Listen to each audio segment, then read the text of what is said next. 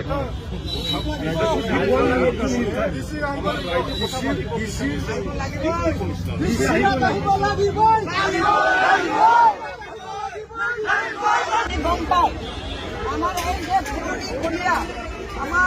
প্ৰয়াত ৰঘুনাথ বৰ্মা ডাঙৰীয়াই এষ্টাব্লিছ কৰি থৈ যোৱাৰ আমাৰ চিকিৎসক বন্ধ কৰিলেহে মেডিকেল কলেজ চলে। কেনেকুৱা ধৰণৰ এই আসাম চৰকাৰটো হা আমি আন্দোলন কৰি পোৱা এই মেডিকেল কলেজটো এইটো ফুল প্লেজত চলাবৰ কাৰণে চৰকাৰে স্পেচিয়েল বাজেট ধৰিব লাগে। শুনক আপুনি ইয়াত এজেণ্ট আপুনি জনাই দিয়ক। আমি আন্দোলনটো চলাই থাকিম আমি চলাই থাকিম যেতিয়ালৈকে এইটো অৰ্ডাৰটো নিদিয়ে, যেতিয়ালৈকে আমাক অৰ্ডাৰ নিদিয়ে তেতিয়ালৈকে আমাৰ আন্দোলনটো চলিব। আৰু আপুনি কিয় এনেকুৱা কৰিছে? ইমান বেছি পাইছো মই এনেকে নহওঁ তাৰ তথাপিও আমি বেছি পাওঁ। আপুনি কি বেলেগ কিছু হ'ল আমাক ডিষ্ট্ৰিক্ট কৰিবৰ কাৰণে আপুনি আমাৰ ডিষ্ট্ৰিক্টটো চলাই আছে। পঠিয়াব নালাগে নাই ইয়াক পঠিয়াইছে আপুনি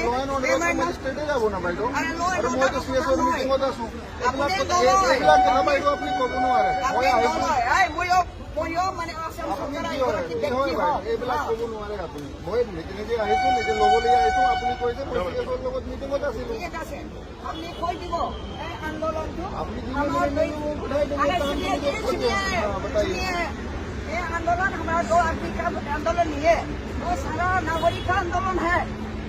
कब कह रहा हूँ आपका जो भी डिमांड है, जहाँ पे जो ऑप्टिमम जगह है जो आप एड्रेस करने में है तो यहाँ गरीब लोग है बिल्कुल आपकी डिमांड पहुँचा दूंगा आपको। हॉस्पिटल जरूरत है, इसलिए इसको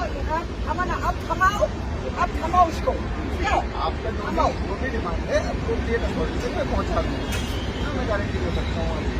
आपका कोई क्या फायदा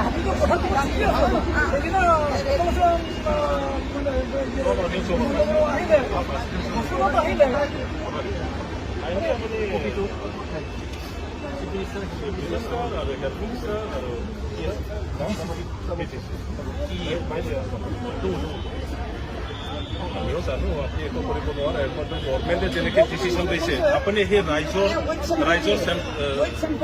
হৈ পেলাই উইথ চেম্পেনি আপুনি আপোনাৰ লেভেলত যি পাৰে